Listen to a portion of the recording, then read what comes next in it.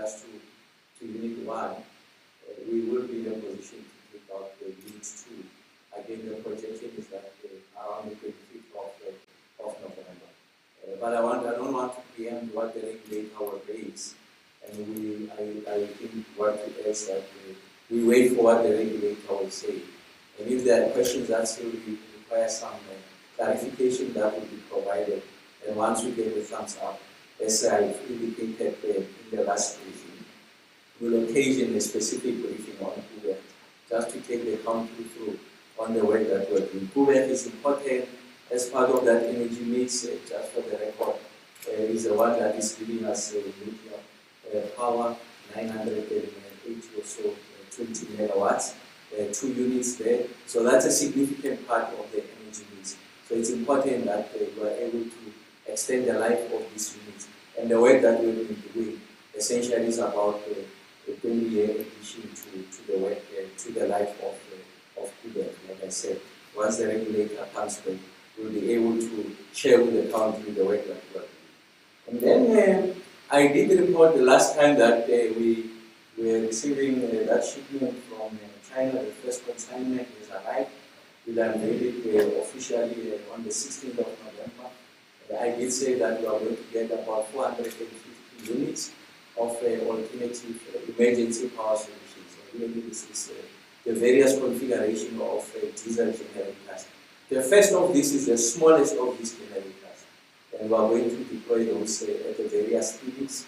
And then the major beneficiaries in government of that work is going to be the Department of Health, because we are targeting clinics that are in remote rural areas, so that we are able to ensure that refrigeration remains intact even in instances of load shedding. There's a preservation of the medication, and we are able to maintain the cold chain or the kind of temperature regime that is associated with many of these medicines. So we'll be inviting you, and the only reason that it's taking that long is because we want to ensure that when we release this generating units, we are able to identify the clinic, and then it must sit on the asset register of the receiving department. So really it's a bureaucratic exercise, but I want to assure the country that indeed they've arrived, and on the 16th we'll be inviting everyone to come and observe. Now, just getting to the issues around the performance of the grid, I have to say the following, that we have been able to maintain some degree of if you like, credibility, ensuring that we are able to sustain available capacity for a period of about 8 days. And that's significantly psychological. Over that period, we were able to ensure that we are not experiencing load shedding in the plant. And in fact, at some period, we even reached the peaks of available capacity on the day, upwards of 80,000 megawatts. So that's significant, that's psychological. It's a psychological barrier, I was saying to the team. So it's important that we are able to reach that and maintain those levels. But what has been worrying, and something that I've registered with the team, and I say a lot about this, is the fact that there's huge swings in the available capacity, and that as a function of the unplanned capacity loss factor. So if you look at the period of October the 2nd to the 6th, that unplanned capacity loss factor, the partial load losses, and the outage slips were sitting at 14,180 megawatts. And this is even an improvement on Eskom's own outlook of the summer projection, because that was placing this at about 14,500 megawatts. And the week after, the 9th to the 13th of October, we continue to see the improvement.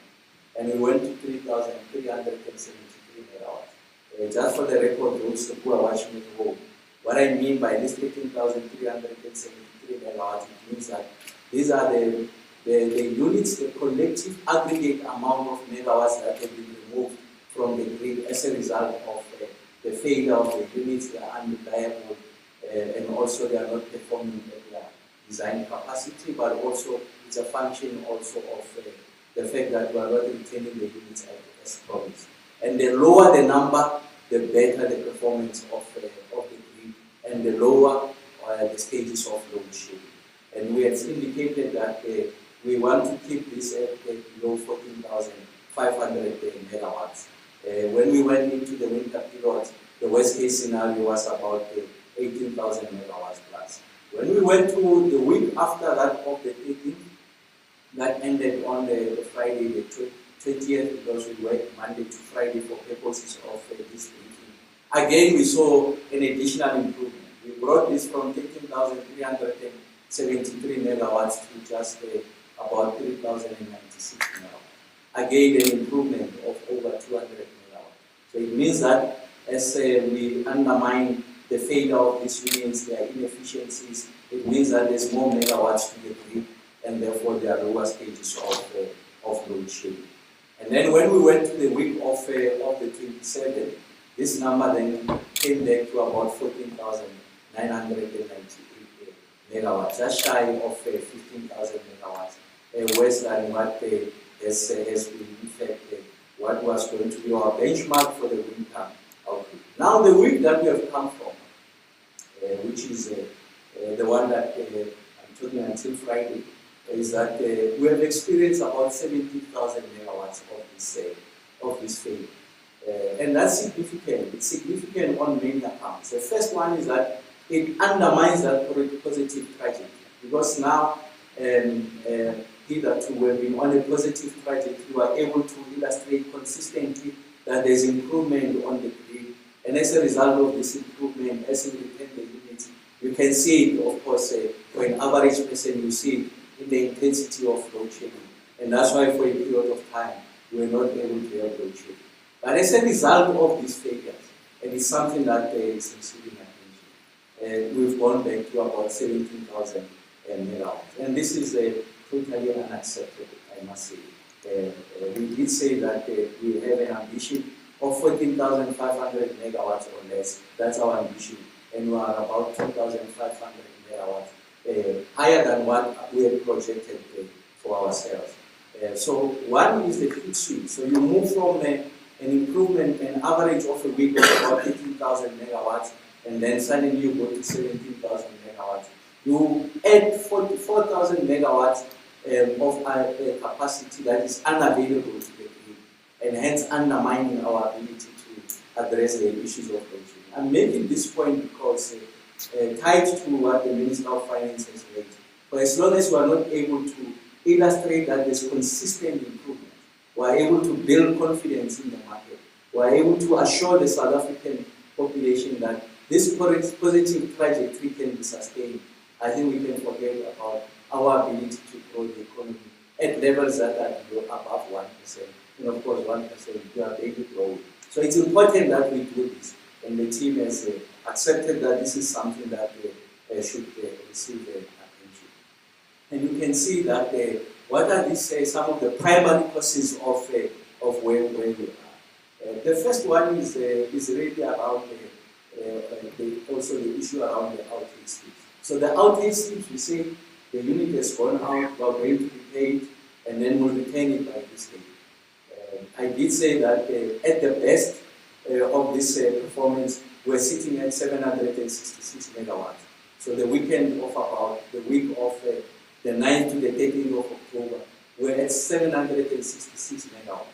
So it means that we're beginning to deliver on our promise to make these units available on time, and of course only 766 megawatts as a result of our failure to achieve that.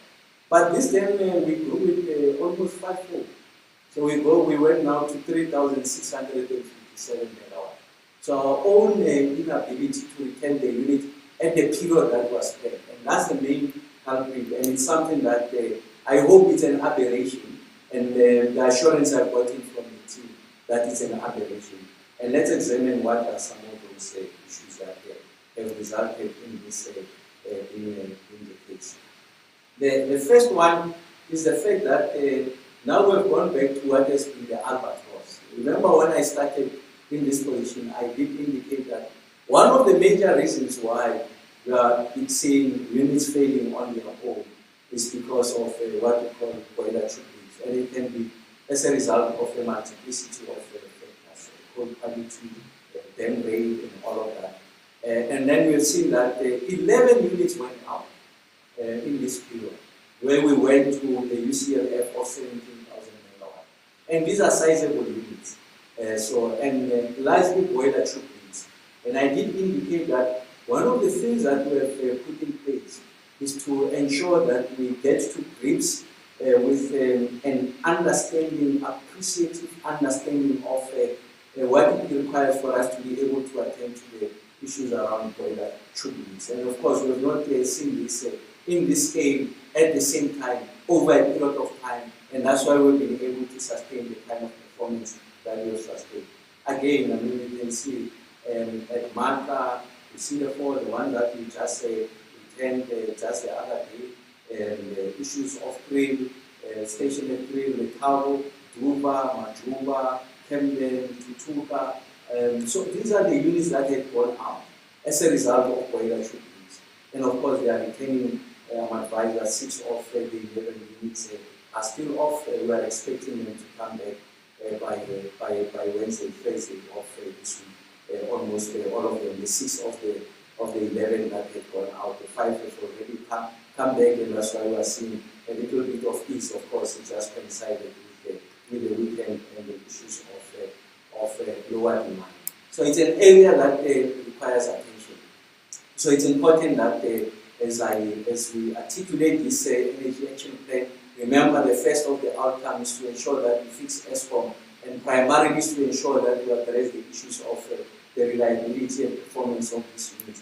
I really want to give the assurance that we are on it, and of course it also coincides with my second visit now to the power station. The first visit was to the diagnostic one, where I agreed with the team what the interventions are, and for the next 2 weeks I'll be going back to the power station by power station, generation unit by generation unit, just getting an appreciation on how far we are in relation to the targets that we set for ourselves at the level of the station, and of course that is articulated also at the granular detail at the level of the units. And then the issues of the outlet slips, like I've indicated, our own inability to meet our progress. To say, when we say that we return this unit on this day, essentially comes back on that day. It's a function of meticulous planning. We have done exceptionally well over the period of 3 months, and I think the ball was dropped here. And it's important that we impress upon the team, and that's the internal conversation we are having, for us to be able to build confidence, for us to be able to build credibility in our ability to resolve this crisis. It's important that we are consistent with relation to our performance. You can't have these oscillations, that you have a UCLF of 30,000 megawatts, we reach periods of about 12,000 megawatts, and suddenly you go to 17,000 megawatts. I don't think that we are going to give confidence to the South African public, and most importantly to the South African public, but also to commerce and business and potential investors who want to put their money, invest their money into the South African economy, because that's not reliable from a load shedding point of view. We are not helping the Minister of Finance. We are not helping the South African economy, and that's why it's important that we apply some degree of patience. As I conclude on this, is to indicate that we are still on course on Kusile Unit 2, as indicated before. We are expecting to get it by the 3rd week of November this month, and then firing Kusile Unit 5 again by about the 3rd week of December of this year. And we should see that significant improvement. But what is key is for us to be able to address these areas. And also just to indicate that we are now similar to the IRP, very advanced in relation to the issues around the options in relation to the financing of the transmission. It has gone through multiple iterations, the first version, engagement with some of the industry players, and then I'll be escalating, taking it to Cabinet, and I hope that by late November, early December, we should be able to come out and indicate how we are going to exercise those options going forward, so that we are able to onboard, if you like, issues around the renewable energy, generation capacity, additional capacity, we are able to free the stranded electrons, we are able to benefit the South African economy. And then the other one is in relation to the rollout of rooftop solar. I did indicate previously that we are advocating for two things really that should be attended to.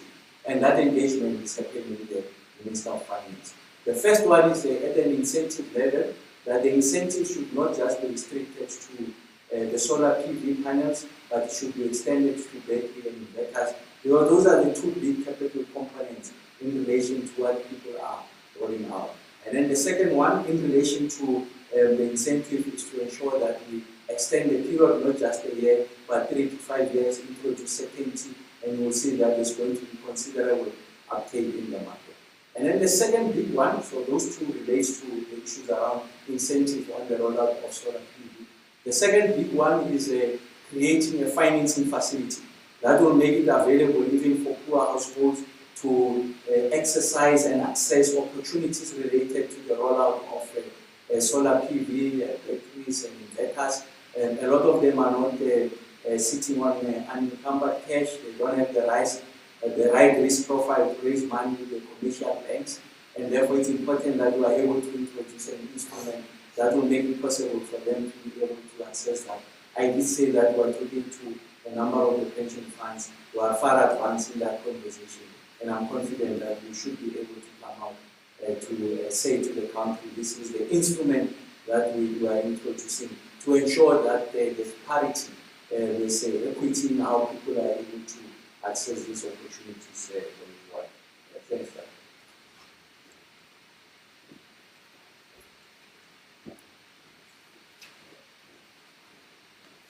Thank you very much, Minister, for the progress update. Just to indicate that the Minister is also joined by ESCOM's Group Head for Transmission, Mr. Sekgomotso Skillers, as well as Mr. Silas Zimu, the Special Advisor in the Ministry. I would now like to open the floor for questions from members of the media. We'll start with colleagues who have joined us here today. Yes, comments? Dr Kgosientsho from Reuters.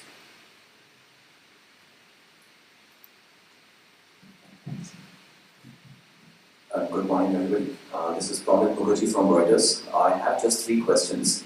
So, Minister, since you said that by Wednesday or Thursday, the remaining 6 units where we have seen boiler leak will actually come online, does it mean that we'll again go back to that 14,000 range of megawatts of unplanned losses? That is first. Secondly, I had a question on transmission sector funding and you gave us some update. But wanted to ask you, realistically, is it possible to tell us by when the money will start flowing into the transmission sector? And thirdly, the IRP 2023, since you said it's almost finalized, wanted to understand, is there a coal component also in it?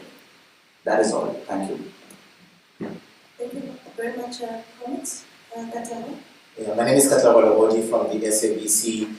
Mine just he touched on the IRP, so I won't go at length into that, but just to check what have been the stumbling blocks or the delays in releasing these plans. The Minister can give us the challenges that he's experienced in the lead up to the release of these documents, since he has experienced delays. And also just I see that we've lost 17,000 at least of megawatts, and most of the people saying that, isn't there a way that we can see maybe the electricity ministry working with ESCOM exempting some schools that are writing their exams as we speak right now? Most people saying that, this is what we saw during the Rugby World Cup, even saying that there were exemptions then of some sort.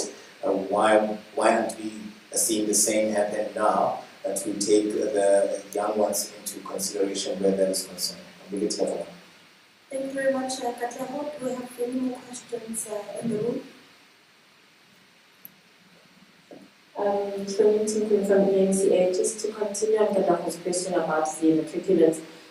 So for the province, the NEC has said, the education NEC that is, has mentioned that for schools that require electricity when they're writing the matric subjects, or those subjects that require electricity, there'll be backup generators, and so they'll make sure that everything functions as per normal. But again, is there a way to ensure this? But also, is this something that's being addressed at national level as opposed to just provincial level?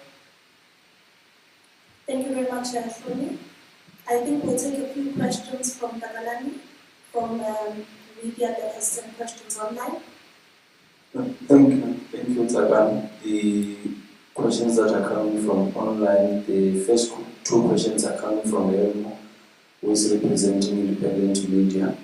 The first question is, why did imports drop to 808 gigawatts hour in September from 954 gigawatts hour in August? And also a feedback on the interest of neighboring energy producers to supply South Africa with power. We have Chris Erland from Business Intelligence. Please, Minister, can you provide updates on synchronization of Kuwait Unit 1, full power of Unit 1 and switch off of Unit 2? And we have Helmo again from Independent Media. The question is, why did the unplanned outage factor jump to 31.83% in week 43 from 27.55% in week 42? And Chris Erland from Business Intelligence, please advise of any additional new power that has come on stream from Mozambique, since the minister advised that this was imminent some months ago. And we have two questions from Terence Kramer, who is representing Engineering News. One, please could the minister repeat his statements on the IRP update as well as the renewables and gas to power procurement programs? And the second question, will transmission funding fall under the infrastructure funding instrument outlined in the medium-term budget policy statement, or will it be a separate mechanism entirely? And the last question for now from Linda, who is representing Business Day. The minister mentioned the extension of the solar incentive to include batteries and inverters and to extend it for 3 to 5 years. And Treasury has rejected these proposals. So where are the minister's suggestions being discussed? That's it for now, sir. Thank you very much. Thank you very much, Dr. Lamy. We'll start with the supplemental statements on the transmission question.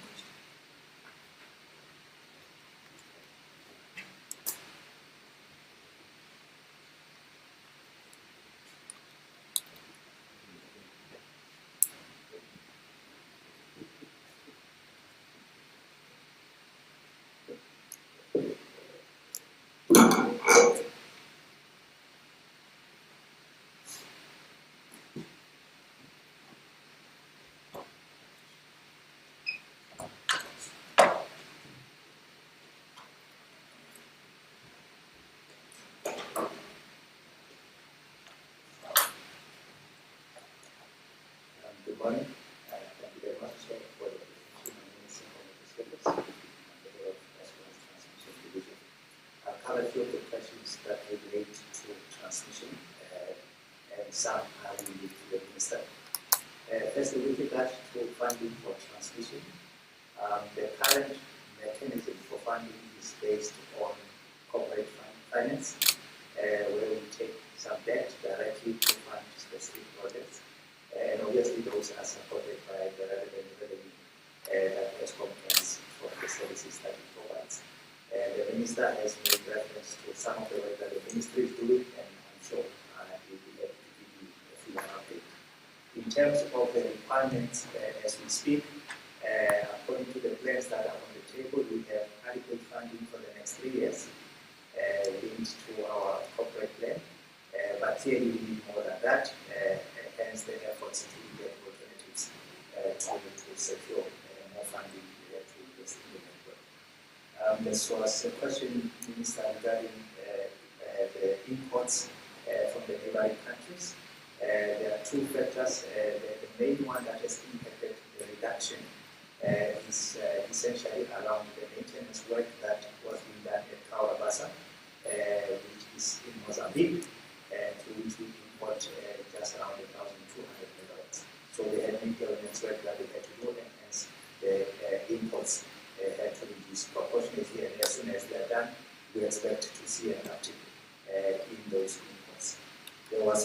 another question about new additional power from the grid from the neighboring countries.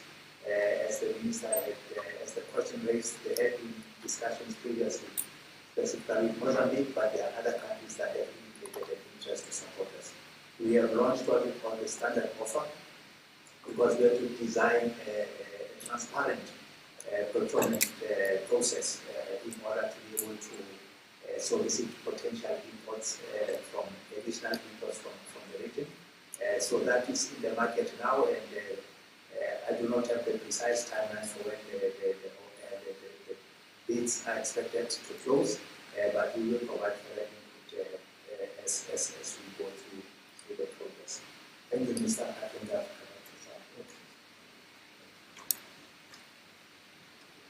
Thank you very much, Mr. Skiepos. Just to underscore the point that is being made. So, Mr. Skiepos is the head of generation already as well. The CSM did about 23 billion over the next 2 years. So it's not like transmission infrastructure or a story. But the point we are making is that we need to upgrade. So by their own account, when they've done the computation, you will need upwards of 210 billion. If you read other people's accounts, you will need up to about 500 billion. And as we know that that's corporate finance, you need other instruments to buttress that because I think we need to up the pace at which we are rolling out. In addition to what Mr. Skiepos is doing in the team. And that's when we come with this instrument. So this instrument must not be seen outside what they are doing. It's in addition to what they are doing, so that we are able to get the liquidity that is available in the private sector to ensure that the 210 billion number, 500 billion number, in fact, we are able to raise that kind of money. And to Promet's question, when are you going to start seeing those flows of money is when we have concluded that dispensation. First is the instrument, is the governance issues, and I'm sure that once there's assurance on the market on the direction that we are taking, we'll be able to see that coming through. I want to make the point that in the NICOM plenary, the one I referred to earlier on, and the President expressed some degree of engagement. And the point was that we need to ensure that we make available these instruments. Of course, I'll go through the structures, like I said, we are at the late stages of that. I'm confident that we should be able to, by the end of this month, December, be able to say this is what the options are. And then on what will happen with regards to the boiler tube leaks, once those units come back, yes, I think we are going to go to those levels of 13,000 megawatts of unplanned capacity as well. Essentially going back to that scenario that the experience that we had the first 3 weeks of October, we'll go back to those numbers. We'll be very confident of going there. But the issue is maintaining those that level. Of course, when Unit 2 comes, it brings it down further by potentially 800 megawatts. So I think that we'll continue to see that improvement. But that will be undermined by our inability rather to address the issues such as boiler tube leaks. And then we are likely going to see these oscillations as we move from one extreme to the other.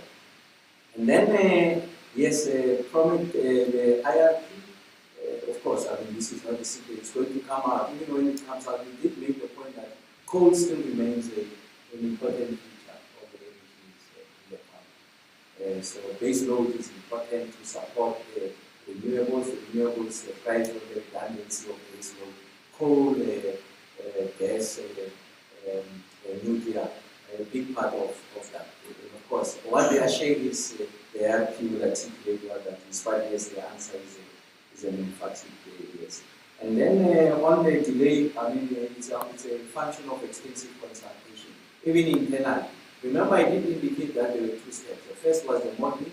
Modeling was shared with us, and then we get to the results on what is the configuration of the IRP. And we thought that it's important that is that extensive consultation that needs to happen. And then just to maybe just to make the point that at the principal level, it's very difficult exempt all schools. Because if you come to think of it, if you are to map the density of the geographic locations of the schools, you'll find that the highest densities of these schools are located in areas of a significant amount of road. That is where there's major industry and the like. They share some of the distribution infrastructure with some of these major energy intensive users. So if you are to exempt them, if you don't have a direct line that goes to school A, school Y, so you are going to address implement load shedding at the level of that distribution infrastructure. Unfortunately, it's not possible. So I really don't want to stand here and create an impression that it's going to be possible. And that's why even with the hospitals, the requests that come through are not able to exempt all hospitals. There's a significant proportion of them that have not been exempt. Clinics, the like, and that's why earlier on I made reference to that alternative emergency power solution, so that there's uninterrupted power in instances of load shedding. And like I said, we will prioritize the clinics in that regulation. And I also want to state that it's just a mere coincidence, and I kept on emphasizing this. I did fill a number of questions that we didn't have load shedding during the Rugby World Cup. There is no load that I said we are managing the grid. Otherwise, we could be extending it, like I said. First, if that was the case, we would do it in the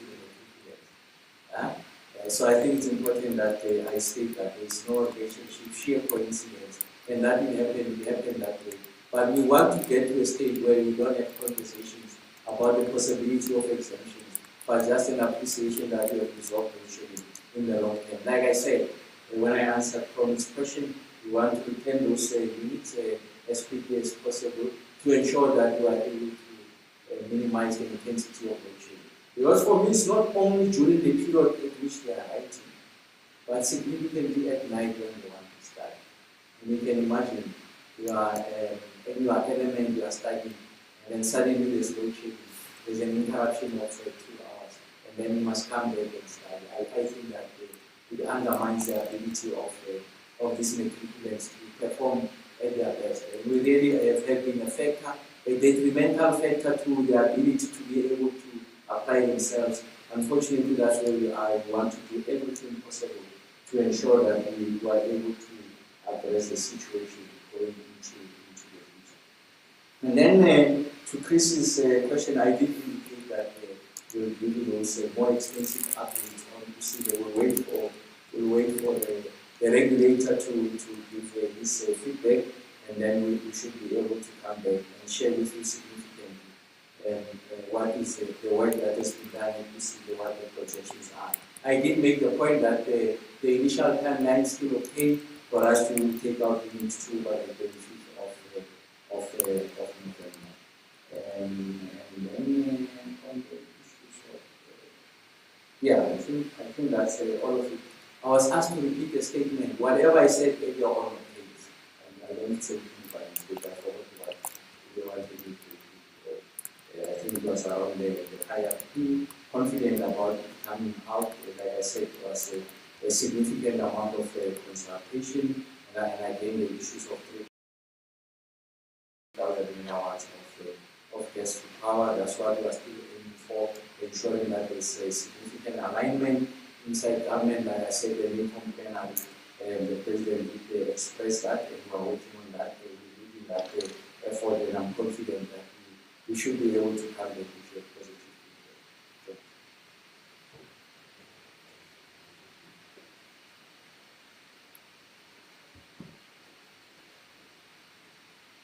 Thank you very much, Minister and Mr. Skiopos. Dr. Lami, do we have any more questions? Thank you, Tsakani. Yes, we do. We have Linda again from Business Day. So the minister mentioned the extension of this question. She just posted it again, but it was already, it's a question that is already answered. And then there's Chris Yeland from Business Intelligence, who said, please advise any progress on the opening of BW7 for BD. So those should be the last question from thank you. Thank you very much. We're taking the last questions. Yes, Tony?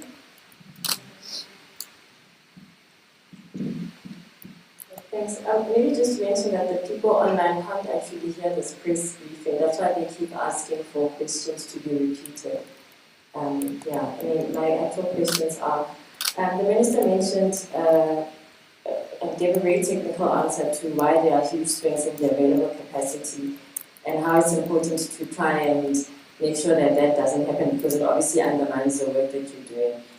Just in very simple English maybe, for just the ordinary South African, can you just explain why? And I think it goes back to the question of why there was no load shedding building up to the Rugby World Cup final, and then the week after, the Sunday after, suddenly back in load shedding. So just in simple English, please just explain how that happened. Why we're not at a place where we can maintain the available capacity as what it is. And then my second question is on the IRP delays. I mean, it's been a process that's been going on for the whole year. The Minister started his briefing saying November, and now it's end of November, December. Given that there have been so many delays, is there no way of, and I understand it's a consultative process, but given the importance and where we are, is there no way to say, at this point, this is it and no further, and this is what we want to achieve by the state? Then my final question is maybe to Mr. Skeppers from ESCOM. I'm not sure if you can answer this. We've had a situation where in townships, a lot of people are being disconnected, or there's a transformer that blows up, and then they need to pay the reconnection fee or the 6,000 rand to the penalty. And then it's taking a long time for those people who are willing to pay the 500 rand plus 6,000 to be reconnected. And it's causing a lot of discontent that even though we understand that we're in townships, historically we haven't paid. Now we are paying and prepared to pay, but we're still having to go for months. Even there's people who haven't had electricity since June, July. And some of them think that they're being scammed by this money that they must pay. So can someone please explain what is going on there? Because we've had a lot of questions about what exactly is happening in especially townships with that. Thank you very much, Tony. Okay. So in fact, Linda, the reason why she posted the question, she was saying the question was not answered. Is the question when she asked the minister, or she said the minister has mentioned the extension of the solar incentive to include batteries and inverters, and to extend it for 3 to 5 years, and the Treasury has rejected the proposal. So where are the minister's suggestions being discussed? And there's another question that just chipped in from Ritumenti from the Citizen News. And the question is, ESCOM lost billions in its latest results. How long can it afford to do so, especially with wind and solar being picked up by businesses and all? Thank you very much. I want to believe these were the last questions. Thank you. Thank you,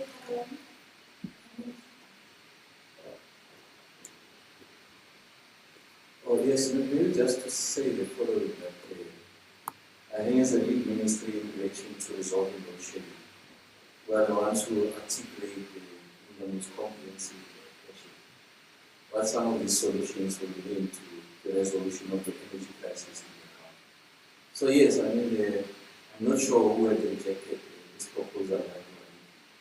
There was this proposal that only started engaging with the Minister of Finance about a month ago in relation to what are the prospects of, or rather, what are the benefits of increasing or extending this, the scope of the incentive. And we are able to illustrate what the impact it will have rather in relation to the uptake of this alternative energy solution, PV, solar, and also the issues of battery and inverters. So those conversations are happening with the Minister of Finance. And the last discussion that we had was on Thursday, so I don't know where's the result of this. And then the other issue with regards to big window, number 7, the intention was now is that the cruise that will be released by December of 2023. And of course, I mean, it goes to the point that only raised earlier on with regards to the IRP. Our timelines were a bit aggressive because we had an appreciation of the degree of the crisis that is confronting us. The need for us for the IRP to go out much earlier. And the initial timelines was about August, it was September. So you can see we're way outside September on the IRP. We're way outside the July timeline even on the. So I think it's important we continue to impress inside the government that there's a need for us to be a bit more aggressive. And I'm happy to say that we are aligned now with the Yamada Minister Mandafi. They say that appreciation. And of course, when they are here, I think the point was that they have to do external consultations inside government so that when we come out with a document, it's one that is sufficiently socialized, essentially inside government to give us an opportunity to address this. And then on the issues of the distribution infrastructure, so probably there are a number of issues there. So in fact, for the record, I mean, I was in the Orange Farm about a month or so ago. They've indicated to me this community, some of them have not had electricity for the past 6 years. So it's not just 3 months, 5 months, a year or two. It extends up to about 6 years. So the major cause of that is as a result of the illegal connections. And if you look at the capacity of the transformer, was meant to say this size of demand. And because people are regularly drawing from that transformer, then the transformer bursts. And as a result of that, there has to be, if you like, replacement of these transformers. Now remember that on the distribution side, there are two major players, ESCOM and the municipalities.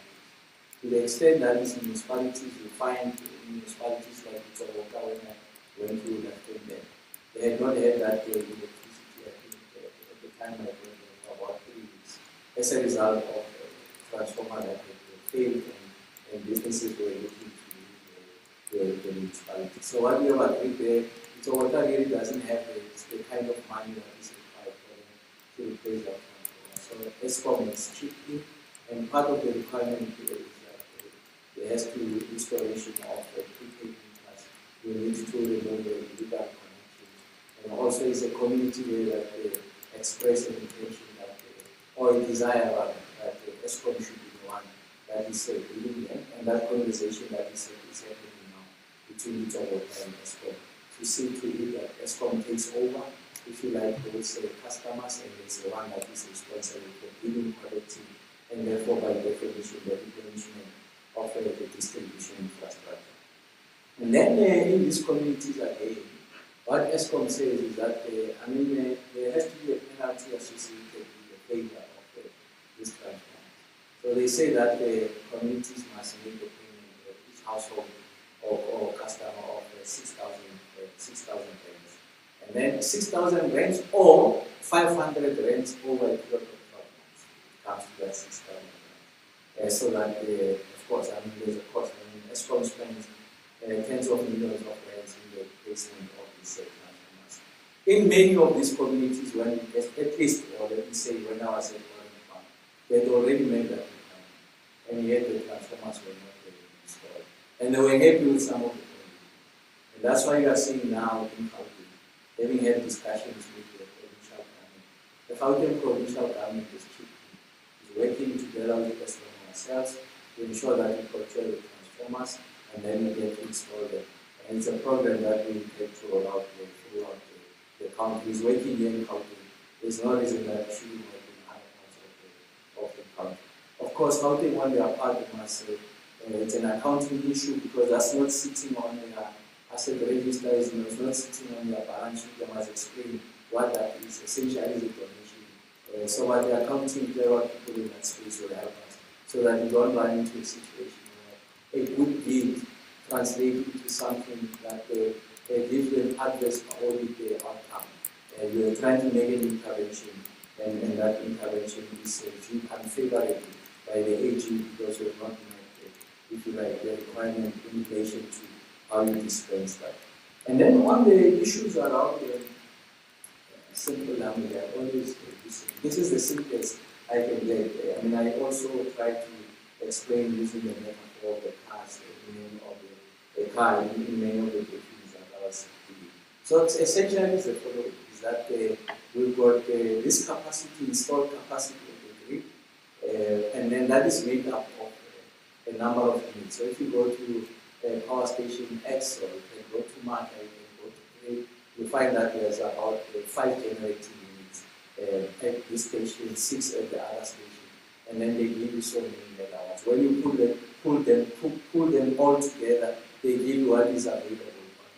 Now, when we went through that, if you like, sunshine period where we didn't have the electricity, because of these units were not failing, they remained on load because of the work that the team has been doing over a period of time of planned maintenance. I did explain that before. So once we have that, it means that the capacity available on the grid is significantly higher because the performance is better. Even after you have taken out the units for planned maintenance, you can still meet the demand. So the demand, if you look at the peak tide schedule, was hovering at about 27,000 to 28,000 megawatts, and then we're generating about 50,000 megawatts. So we can meet what the demand was. And then suddenly you had a situation where 11 units across a number of power stations, I mentioned them, Camden, Kusile, Mata, Krill, Majuba, and all of that, they went down. So what that means when these generating units are down, it means that your generating capacity now comes down. Although your demand still is around 27,000 to 28,000 megawatts, suddenly you are below that demand. From a generation point of view, you are sitting at 27,000 to 26,000 megawatts. And that's why you get to put in place a load shedding so that you balance the grid. You deny people their right to have access to electricity on the demand side so that you balance that with generation so that you avoid the situation of grid failure. And I'm saying that simply happened as a matter of coincidence when post the World Cup. So it's not by design. I'm sure that the situation where we want to have is for us to have no load shedding 24 hours, 365 days a year, and that's the end result we are working toward. That's the end game. What the end game is energy security. But the most immediate one is to ensure that we don't have load shedding, so that we eliminate any theories around whether there was no load shedding as a result of a major sporting event, and therefore the state does not show the same amount of desire to support the matriculants that are writing their exams. Nothing could be further from the truth. We are doing everything possible to ensure that we address this situation. I made the point during the BRICS summit that load shedding suddenly will be suspended because of the BRICS. So if there's a facility, a venue that the BRICS is going to use, and we see that there's a national key point, there's an administrative process that must be followed within ESCOM for that to be exempt, and for that period it has to be exempt if it's been approved and there's a strong case, and if of course it can be supported by whatever generation is available. We go that way. The only reason that it can be done for the schools is that there's tens of thousands of schools across the country. So what that means is that if you exempt them, it means that even in instances where demand far exceeds generation, the instrument of load shedding will not be available, and then the result will be catastrophic. Is a grid that is going to fail. So we do everything possible. I want to assure the country, particularly the matriculants, to make sure that we don't become a factor in them, whether succeeding or not doing their best as a result of load shedding. We want to eliminate that, not during the period at which they are writing, but also when they are studying. We're doing our best, and I'm confident that our best will show results, like I said. As I mentioned, some of these units are retaining. But let me take the opportunity to thank everyone who has made time to join us this morning. Thank you very much. Wish you a pleasant Sunday. Thank you.